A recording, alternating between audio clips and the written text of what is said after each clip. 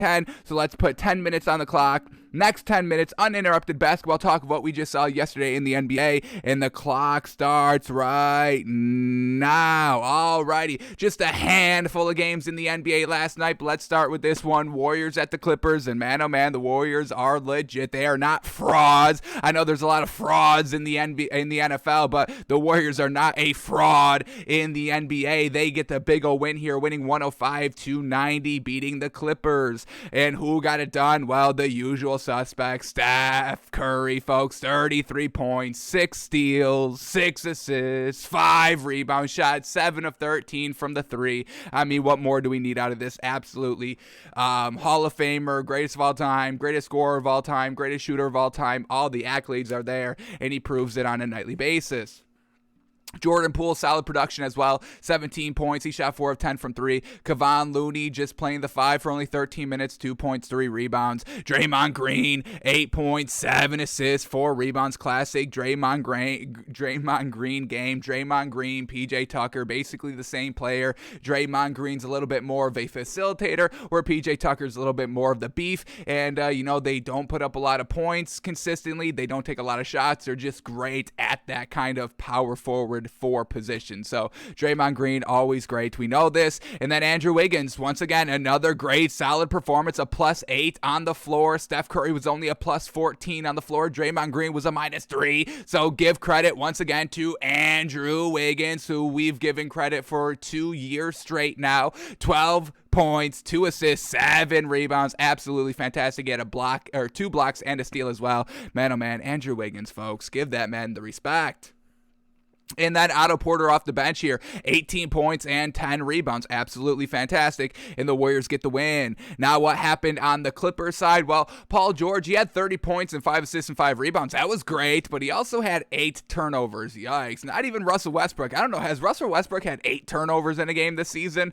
I think we might have to double check that, because it's not the best performance out here by Paul George. 8 turnovers. Yikes. Also, Reggie Jackson, no points. No, we need Reggie Jackson to kind of be the number 2 scorer on this team, and unfortunately took 5 shots last night, missed every single one of them, and ended with 0 points and only 2 assists. Eric Bledsoe, 13 points, 10 rebounds. Zubac at the 5, 8 points, 8 rebounds. And then Marcus Morris, 13 points, 5 assists, 6 rebounds. He just didn't have that kind of second score that they've really been having over the last couple of, maybe the last month here, where they've been winning games really consistently, having Reggie Jackson really stepping up with the points, but just could not get it going yesterday. So Clippers end up losing. Paul George with all those turnovers, and Reggie Jackson just not able to score the ball. Really their big downfall, losing to the Warriors last night. All right, then we get the Bucks at the Pacers, and yes, the Bucks beat the Pacers because they should, and they did. They win 118-100. Still no Brook Lopez, still no problem. Bobby Portis, 15.6 rebounds. I mean, Brook Lopez doesn't even need to come back, honestly. I would be fine with Bobby Portis playing the 5 for the entire season, in the playoffs, in the finals. We know he can do it. So Bobby Portis still holding it down here at the 5. Drew Holiday, 23 points, 9 assists, 7 rebounds. What a game. Grayson Allen, 8 points, 4 assists. Only took 5 shots, and he was a +17 on the floor, played 30 minutes and only took 5 shots. Usually we get kind of Grayson Allen, he doesn't really chuck up shots, but he does like to get his fair share of shots. And look at all these shots that the starting lineup was taking. Drew Holiday, 21 shots. Bobby Portis took 10 shots, and Grayson Allen only took 5. Giannis, 15 shots. Chris Middleton, 13 shots. So that's absolutely fantastic here by Grayson Allen, just learning how to truly fit into this team. This team already won a championship without Grayson Allen. Grayson Allen knows they don't need him to win a championship. Now, he's a nice luxury piece, and he fits in absolutely perfect here in Milwaukee, but he doesn't need to kind of go above and beyond. He doesn't need to force his shots up. He doesn't need to force his way into the offensive rhythm here of Milwaukee. So what a great performance. +17 on the floor, the second highest plus-minus of the Bucks last night, and he only took 5 shots, but was efficient. 60% from the field, 50% from the 3, and 8 points. I mean, fantastic here by Grayson Allen, man. Man, oh man. Man, oh man. He's becoming a great role player here in the NBA. Who would have thought that would happen coming out of college, given his little bit of history with all the unnecessary bad plays that he makes? So, well done to Grayson Allen. Giannis, classic Giannis, 26 points, 13 rebounds. Chris Middleton, 14 points, 5 assists, 5 rebounds. Great game as well. And then just off the bench, Pat Connaughton, 14 points, 7 rebounds. And George Hill, 13 points, 6 rebounds, 2 assists, 2 steals. Getting it done. Very well done. This Bucks team, they're back at it now that they're basically healthy. I'm going to call them 100% healthy. Yes, they don't have Brook Lopez, but Bobby Portis is just as good, if not better. I don't know if I want to say Bobby Portis is better than Brook Lopez, but at minimum, they're definitely at the same. So, yeah, this Bucks team is back at 100%, and they're winning games. What do we got over their last 10? We know that they hit a little bit of a rough patch, when they were having all those injuries. So they dropped in the standings and all that, but back to number 4 in the Eastern Conference, 8-2 in their last 10, 7-game winning streak, folks. This Bucks team is legit. They're as good as they were last season, and they're ready to make a run for the chip again. They've got no problems doing that, and I rank them very highly. I know we forgot to do the power rankings in the NBA. We'll try to update that on tomorrow's show. We'll see if we get to it, but expect the Bucks. I don't even know if they're in the top 10. Where did we leave them off at? Yeah, not even in the top 10 because that was before they were back healthy. So expect this Bucks team to definitely be back in top 5 when we reorder our power rankings. Hopefully we can do that soon. All right, and then on the Pacers, Sabonis, 4 points, 10 rebounds. He shot 12%, so we know immediately that they will lose this game. Karis LeVert, he put up 23 points, very well done. That's some solid bench contribution by Chris Duarte, 10 points, 4 assists, 4 rebounds. TJ McConnell, 10 points, 5 rebounds. Just not enough to beat this great Bucks team.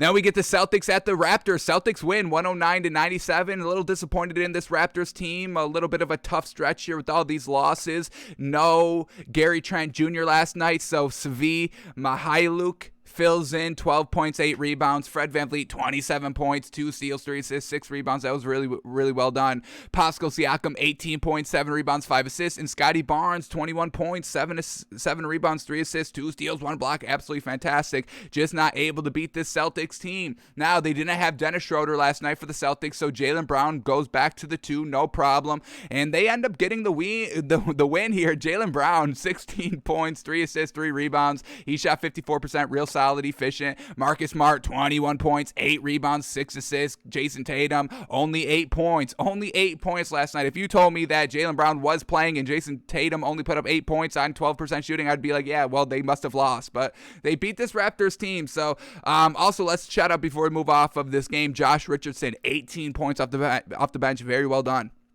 A plus 23 in 27 minutes. Very well done out there. So Celtics get the win, 109-97. Hopefully this isn't anything too concerning with this Raptors team. What do we got? They've lost a couple of games here. They are on a 2-game losing streak, but 3-7 in their last 10. Got to see them turn it around.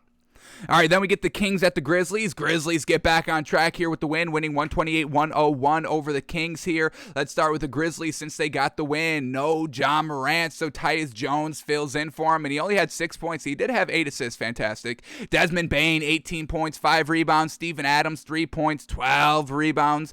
Jaren Jackson Jr., 17 points, 9 rebounds, and Dylan Brooks, 21 points and 6 rebounds. But we had some great bench contributions stepping it up without John Morant. We had DeAnthony Melton, 14 points, 4 assists, 5 rebounds off the bench in only 18 minutes. And then we had Brandon Clark off the bench, 15 points and 6 rebounds in only 15 minutes. So well done for the great bench contribution there for the Grizzlies, picking up the slack that they were missing without John Morant. And then for the Kings, De'Aaron Fox, 12 points, 2 assists, 4 rebounds, nothing great. Buddy Hield still coming off the bench, 14 points. He actually led the team in scoring, 14 points. He didn't shoot well, 1 of 9 from 3, 29% on 17 shots.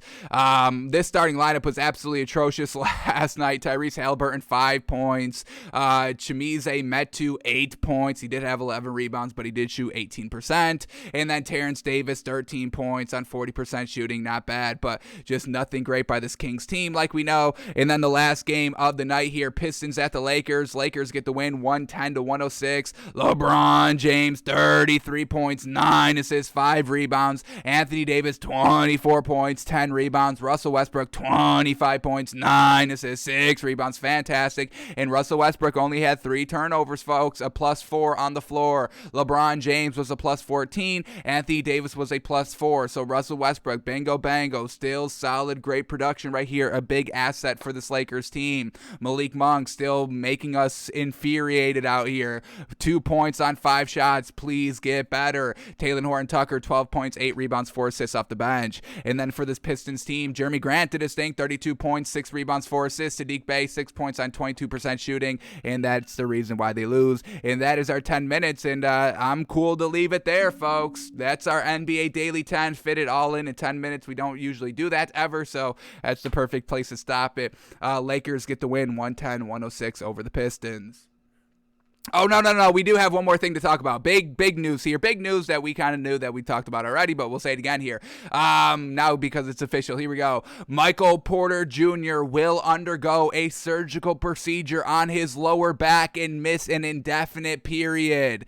They say Porter's expected to make a full recovery. Timetable or return will come after surgery. A lot of people are kind of saying that he's out for the season, which is probably good. You've just paid this man $150 million. The back has been an issue. Sit this man out for the rest of the year. This is the one last chance to truly see if Michael Porter Jr. can play in the NBA at the highest level consistently with his unfortunate back circumstances. So just let him take the rest of this year off, recover from the surgery, and then back at it 100% next season to truly see if his back holds up, because that was the problem last season. The back just didn't hold up as the season progressed into the playoffs. It just did not hold up. So he's having surgery on it. Hopefully this corrects it, because he's a great, phenomenal player. He's great to watch. He's great for the sport. He's great for his team. But expect him to be out basically for the rest of the year, resting up that back, and hopefully he has a nice, speedy, good recovery, and he's back to full strength. All right, now that is all we needed to talk about in the NBA. So now let's shift gears to the NFL.